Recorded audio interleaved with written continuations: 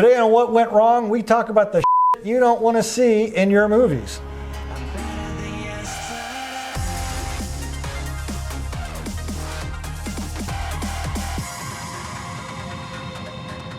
Hi, I'm Brett Mauser, and I've made over 40 feature films. And yes, I have interjected my own ideas, my own opinions, and my own thoughts and philosophies into my films. But I've, aside from War Dogs, I have never tried, and that was designed for that. It's the whole reason it existed. Is the only reason it existed. I always put it in the background. I snuck it in here and there. I let it be the subtext and not the subject of the films. If you weren't looking for it, you weren't finding it. And it was always countered with other ideas. Right. I always showed both sides of the issues because they were great, because I love debate. And I got to put debates in the films, but I would move on past it. And anytime that they got deep or got philosophical or political, it was for a moment. It kind of touched on it. You got both sides of it, and you moved on. Right. But nowadays, we get to see politics everywhere. Everywhere. And the one thing that I've said before in some of my films is you don't want to, especially if you're trying to make money on your film, you don't want to alienate your audience. Right. And if you're going to be overtly political, you're going to alienate half of your audience. It's something we've seen happening in science fiction, especially. One of my favorite things is science fiction. I've always loved science fiction. And what you have started to see, is the fans leaving. Doctor Who, of course, being one of the things here in 2020, they've had the 13th Doctor, and it is an abject failure. It's the problem I've had with it isn't that it's a female doctor. I could give a shit. There are things I wish they would have done better instead of taking a role that was traditionally men and then turning it into something else, which could be said one way or the other. That's one thing. I've done that before. Look at my films. I've got countless female leads in action roles. Well, and speaking about Doctor Who, but the bigger problem isn't the female doctor. It's that it feels like she was put there just because she was a female. Because, and I hate to say it I think it's Jodie Whittaker is her name. She's not very good. And part of the problem is she doesn't understand the subject. The guy writing it, Chris Chibnall, I think is his name, doesn't understand Doctor Who. They've gone through in the past couple of episodes. They've been basically rewriting the canon. Mm-hmm. Remember we talked about in Star Wars. In Star Wars, they can't figure out what they want to do. Because the thing is, you have something. The Jedi being one of the things we talked about was the Force being what it was, and then the midichlorians, blah blah blah blah blah. They wanted to explain it. Why? It didn't need to be explained. Now with the Doctor Who, the Time Lords, they were trying to explain where they came from and where they whatever, and it wasn't necessary. No one cared. It's not about where they came from. Here's what you had to do. Remember, this goes back to one of the most basic things: rules of the universe. Who are the Time Lords? Where are they from?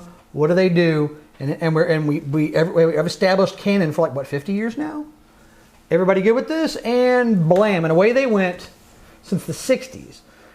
And all the rules about Time Lords, Two Hearts, regenerations, the things they could do, the sonic screwdriver, all that stuff came to be canon, and it's only recently, in the past year or two or three, they've started taking this TV series and then writing and preaching. Oh my God, just absolutely preaching to the audience about subjects, about modern day subjects take your pick. Feminism, patriarchy. The patriarchy, just jamming it down your throat. And because of that, they lost millions and millions and millions. I think the last and that's what I don't understand. The last viewings are barely even making anything. And that's what I don't understand is it's an entertainment business.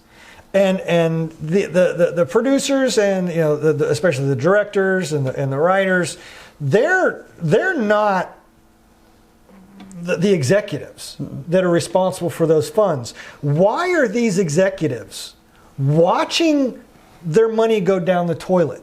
You know, you can say, well, you know, Star Wars still made a lot of money, but yeah, when Not you look compared at it, to you what say, they paid for it. Exactly. When you say, okay, well, they made $200 million or this, but you know damn well that should have made $2 billion. Yeah. A business mind looks at it that way, not that, oh, well, okay, hey, we made 200 million. You look at it as, this should have made 2 billion. Why didn't it? Yeah. And why are they still hiring these people time and time again when you alienate half your audiences? I will be honest, I have not watched the new Picard series, mostly because it's on the CBS Access thing and I'm not going to pay for it. But I've seen clips. And it's the same thing with what they call Jake Skywalker, is that's not Luke. Yeah. And whoever wrote it did not understand the character. The Picard series basically has things happening around Jean-Luc Picard, who is a doddering old man walking around not knowing what's going on. For them to curse and use the F-bomb, and see, even when I'm talking, see, I'll say left and right, but when I'm talking about Star Trek, I have the respect to say the F-bomb. Here's the thing about that. Is one of the things about it is, didn't we in Star Trek, the rules of the universe, didn't we in Star Trek, as they've told us over and over and over again, move above and beyond our petty humanity? Didn't we do that? And yet, here we are with Picard and the new Star Trek, dealing with these kind of things that throws us back to, we're the same animals that we were in the 20th century. Wait a minute. Alcoholism, drug use. I was like, wait. Weren't we? That was the whole point of the 21st century. Of Star Trek. It was Star Trek, the 21st century, when they had the wars and the nuclear, everything else like that. And then in the 23rd or 22nd century, stuff from Cochrane. And I mean, didn't we go through all that? That was the whole reason we did that. And now in the new Star Trek, we're back there again. Wait a minute. This isn't Star Trek. Yeah, and to watch, I remember watching the original Star Trek, and I've been watching some of the Next Generation stuff recently, because it spurred me on to do that. But I'm watching those clips of Picard, and I'm like, who is this old dude? This ain't Picard. This is not what Picard would do. These are not the actions. He would not let people talk to him this way. No. He would not. He would be standing up. And there's so many things like the thing about he feels bad or everyone blames him for not saving the Romulans. You know what? I'm like, first of all, he tried. He tried. I am Admiral Jean-Luc Picard. Yeah, they weren't his ships. It wasn't my problem. I mean, let me rephrase that. It wasn't my failure. Yeah. Okay. I tried to do the best we could. We were faced with a world exploding. What? Imagine that. A whole planet being ceasing to exist, and you now have to extricate the population. And if they used all the ships and all the Federation and all the Romulan Empire and all the Klingon Empire, could they evacuate billions of people off of a planet? No. It's not going to happen. Yeah. It's not going to happen. You're going to lose the population. The problem is, and it's one thing, and it's happening in Doctor Who, it's happening in Star Wars, it's happening in Star Trek. Picard is it's a travesty. It's an absolute travesty what they're doing to Captain Picard. And I understand maybe Patrick Stewart needs money. I have no idea what his problem is. Well, he demanded creative input, and that's part of his creation. Then the problem is he doesn't know. He's sucked into this agenda-driven. Yeah, because the thing is, when you have, any of you have been in the military, ever dealt with a ship's captain, as I have, because I've been a ship's first officer, and I was the number one. And let me tell you, the guy in charge of the boat, the guy in charge of the airplane, is not a doddering old man. He's got 4 stripes on his shoulder. He's running the boat. He's in charge. Okay. And 20 years after he retires from being a ship's captain, guess what? He's still the ship's captain. He's still that guy. People who take on responsibility, especially in his case, taking on the flagship, if we're going to talk about it being real, which is the idea of it, this is a show. Yes, it's a show. Yes, it's sci-fi, but it is a world. And in this world in which they exist, if you have someone who is the captain, has been the captain of the flagship of Starfleet, for what, 7 years with the Enterprise D and I don't know how many years with Enterprise E. So we're taking a good 12 years as the captain of the flagship of the Federation. Think about that. You've been the captain of the USS Eisenhower for 12 years. That never happens, by the way. But let's just say, you know, all of a sudden you're going to become a doddering old man as everything happens around you. You're still a captain. Yeah. You're still the commander. There are classes and courses and things you have to do to become that person. You don't cease being that person once the uniform comes off. And this isn't a misogynist thing because I fall into the lesser category because I was a fan of Voyager. Yeah, I thought I liked Voyager. I like Voyager more than I like Deep Space Nine. Oh no, well, okay, now you're speaking heresy. But see, that's what I'm saying. But had they presented me a Janeway that was as pathetic as Picard was in this, I would be just as livid and just as outraged. That what have you done to Janeway? Right. Janeway wouldn't sit there and take that crap. No. Never in a million years. For me personally, I've worked with women as captains. I've worked with men as captains. I've worked with men and women as first officers and second officers. And I do not care what you got between your legs around your chest. I do not care who you sleep with. The thing I care about is, are you going to command this ship? Keep me alive. Yeah. You're going to command the ship, and in doing so, keep me alive, keep the ship in one piece, and get us where we're going to go safely, and let's finish the mission. Past that, I could give two shits.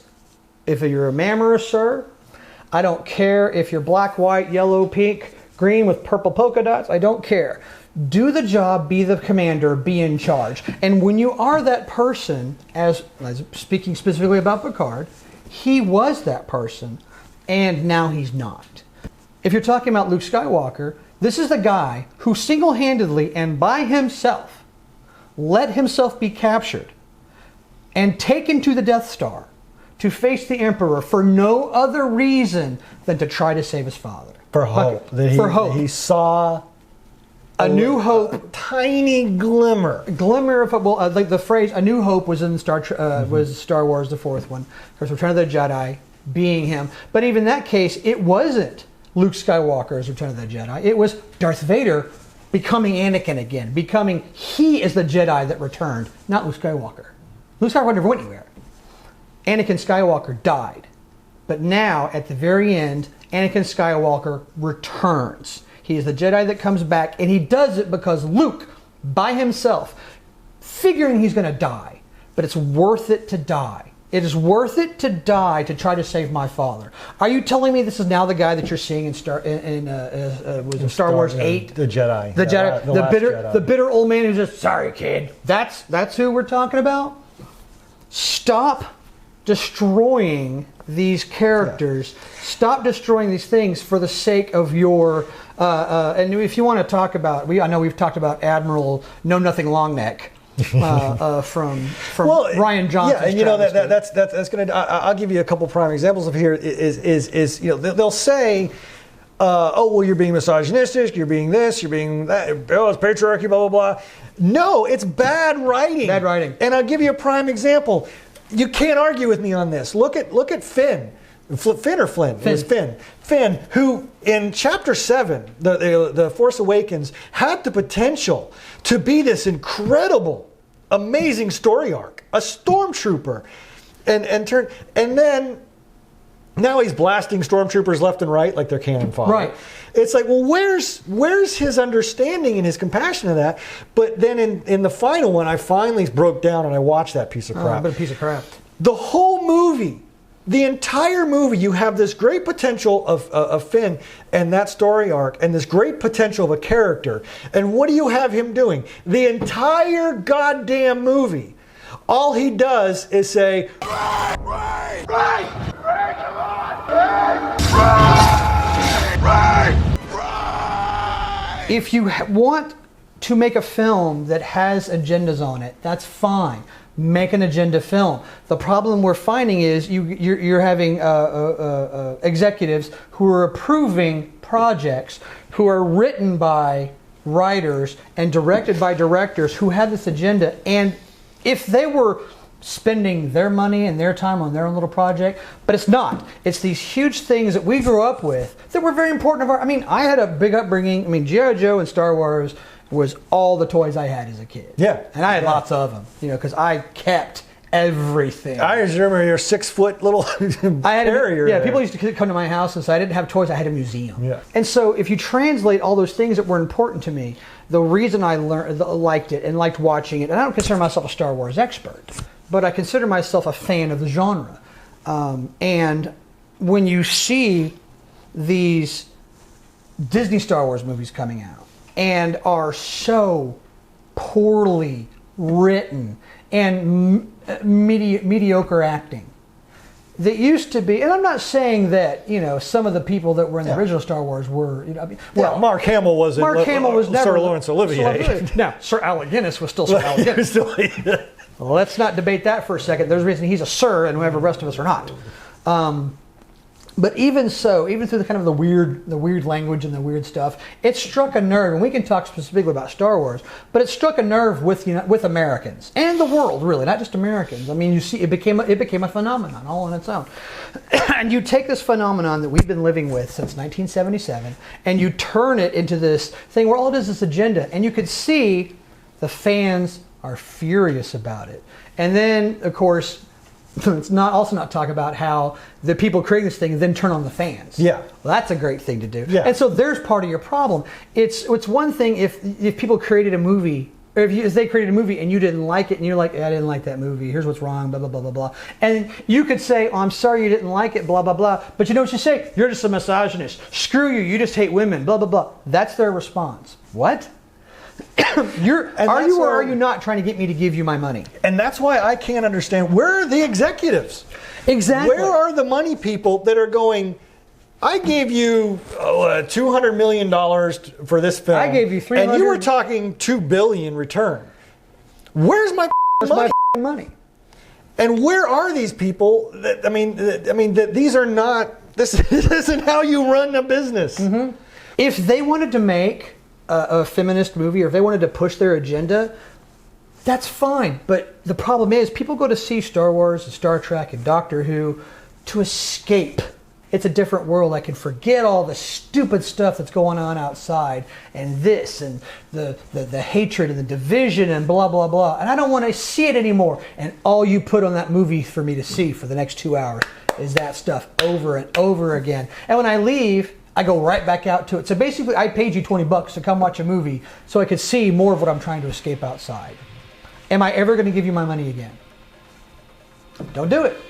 Don't do it.